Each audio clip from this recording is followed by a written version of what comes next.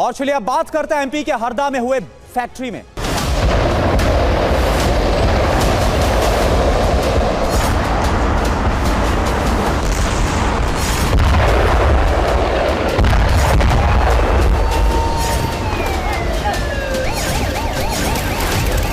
बहुत बड़ी दुर्घटना है, इसमें पूरी जांच होनी चाहिए और सब दोषियों को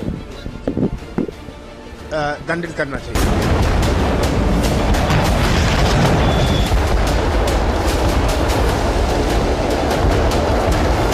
100% करेंगे, कड़ी कार्रवाई करेंगे और कार्रवाई ऐसी करेंगे कि उनको भी याद रहे।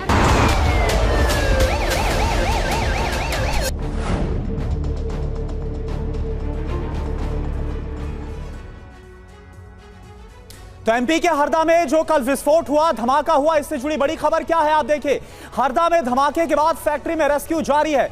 एनडीआरएफ की टीम वहां पर मौजूद है, राहत बचाव में जुटी हुई है। कुछ लोगों के अभी भी मलबे में दबे होने की आशंका है। अभी तक 11 लोगों की मौत की पुष्टि की गई है। आज सीएम मोहन यादव खुद हरदा जाएंगे। ये तस्वीर इस वक्त हम आपको दिखा रहे हैं और जिस तरह से यहां पर नुकसान हुआ है उसको देखकर और जो हालात है, तस्वीरों में जो सब कुछ कैद हुआ है, उसे देखकर आप अंदाजा लगा सकते हैं कि कल जो धमाका था वो कितना बड़ा था। 2 किलोमीटर तक धरती कांप गई थी। 11 लोगों के अभी तक इससे मारे जाने की खबर है, लेकिन अभी भी कुछ लोग मलबे में दबे हो सकते हैं। एनडीआरएफ की तरफ से लगातार जो रेस्क्यू ऑपरेशन चलाया जा रहा है। इस बीच आपको बताएं कि मध्य प्रदेश के हरदा के पटाखा फैक्ट्री में कल जो धमाका हुआ, 24 घंटे बाद भी आग बुझाने का काम जारी है। 4 तस्वीरें आपको दिखा रहे हैं। धमाके वाली जगह से मलबा हटाया जा रहा है।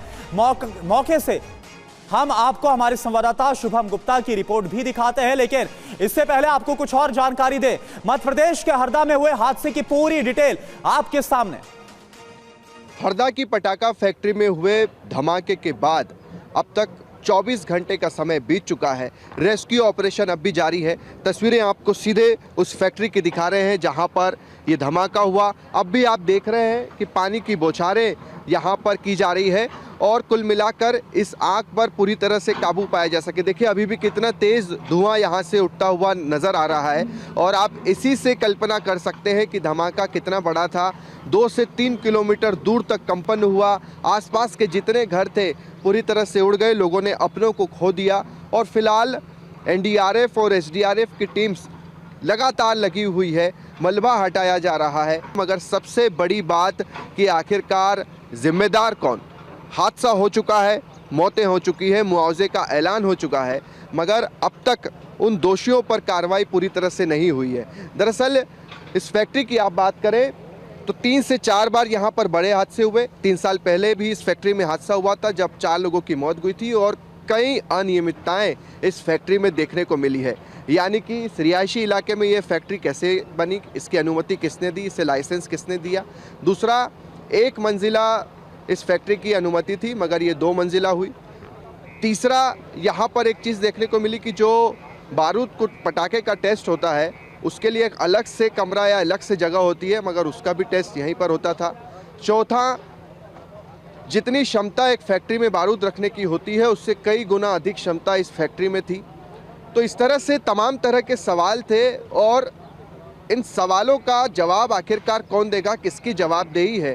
क्योंकि अधिकारी तो इससे बचते हुए नजर आ रहे हैं। कुछ अधिकारियों से हम बात करते हैं तो वो कहते हैं उनकी पोस्टिंग तो 2 महीने पहले हुई है, हमें इसकी जानकारी नहीं है। जानकारी सिर्फ इतनी है कि मलबा यहाँ से हटाया जा रहा है। आज मुख्यमंत्री मोहन यादव दोपहर 3 बजे यहाँ पर आएंगे। उन्होंने कहा है कि ऐसा फैसला होगा या ऐसा इंसाफ होगा जो नज़ीर बनेगा। और चलिए सीधा मौके का रुख करते हैं और हमारे साथ हरदा से शुभम जुड़े हुए हैं। शुभम, खबर यह आ रही है कि अभी भी कुछ लोग मलबे में दबे हो सकते हैं। एनडीआरएफ की तरफ से रेस्क्यू चलाया जा रहा है। क्या वाकई में इस बात की आशंका है कि अब भी जो मलबा है, मलबे के अंदर कुछ लोग हो सकते हैं?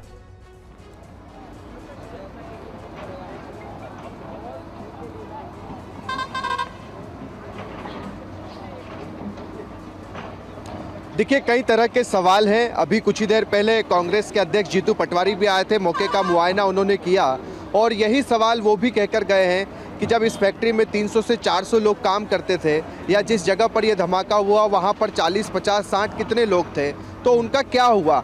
वो भागे नहीं, अंदर ही थे, क्योंकि लोग भी यहाँ पर यही आरोप लगा रहे हैं। तस्वीरें हम भी अभी भी आपको दिखाते हैं कि यहाँ पर धुआं अब भी उठता हुआ दिखाई देता है।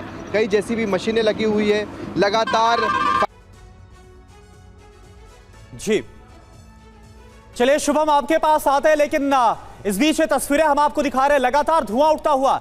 अभी भी जो मलबा है, जो कल विस्फोट हुआ हरदा की फैक्ट्री में, पटाखा फैक्ट्री में, इसके बाद 24 घंटे बाद भी आप देखिए मलबे से धुआं उठता हुआ नजर आ रहा है। और इस बात की आशंका जाहिर की गई कि मलबे में अभी भी कुछ लोग हो सकते हैं दबे हुए। और हरदा में हादसे वाली जगह पर अभी मातम पसरा हुआ है। ऐसे एक पीड़ित परिवार से टीवी9 भारतवर्ष के संवाददाता शुभम गुप्ता ने बात की, आप देखिए उनका दर्द। हरदा पटाखा फैक्ट्री का हाल अब कुछ ऐसा है कि यहाँ पर कई लोगों के घर बर्बाद हो चुके हैं, कई लोग अपनों को खो चुके हैं। और ये तस्वीरें आप देख रहे हैं जहाँ पर वापस जा रहे थे वो, और दादी दादा सब बढ़िया है। आपका क्या नाम है? नेहा चंदेले। नेहा, क्या हुआ आपके परिवार के साथ? पापा मम्मी पापा एक्सपायर हो गए और बाकी सब तो हम सब ठीक है। आपके क्या मम्मी पापा यहीं काम करते थे इस फैक्ट्री? काम नहीं करते थे, हम शादी में से आए थे, सब काम नहीं करते थे, घर ही रहते थे। मतलब फैक्ट्री के पास में आपका घर है? हमारा फैक्ट्री से चिपका हुआ घर ही था सर, दीवार चिपकी हुई थी हमारी फैक्ट्री से ही। आप भी उस वक्त घर में हम थी? 4 भाई बहन, ये 4 भाई बहन, 3 बहन 1 भाई। आप घर में ही थे तब जब ये नहीं, मैं कोचिंग गई थी, मेरी बहन मम्मी घर थी और दादा घर थे, बाकी सब घर पे। मैं कोचिंग गई थी, दोनों स्कूल गए थे। हमारे घर में कुछ भी नहीं बचा सर, सब चल गया, घर भी नहीं बचा, माँ बाप भी नहीं बचे। किसको गुनहगार मानती हैं आप? क्या इंसाफ चाहती हैं अब आप? पटाखे वाले को गुनाहगार है। इतनी आबादी में नहीं बनाता तो लोग आज जाते नहीं। इतनी आबादी में बसाया, उसको भी समझना चाहिए ना कि इतनी आबादी में लोग बसे, ऐसा नहीं करना चाहिए। बारूद वारूद सब बनाता था वो। आप बड़ी बहन है? हाँ जी, मैं बड़ी बहन हूँ। अब घर में सबसे बड़ी आप ही है? हाँ, घर में मैं सबसे बड़ी हूँ। अभी सरकार से कोई आप तक फोन आया, कोई मदद आप लोगों से? कोई मदद नहीं आई सर, कोई का फोन नहीं आया, कोई की मदद नहीं आई, हमारे तक कुछ भी नहीं आया अभी। ये आपका भाई? आपका क्या नाम है? ये भाई नहीं है, मेरा भाई ये है, स्कूल से ही है वो, तो स्कूल की ड्रेस में ही है, दोनों भाई बहन स्कूल गए थे।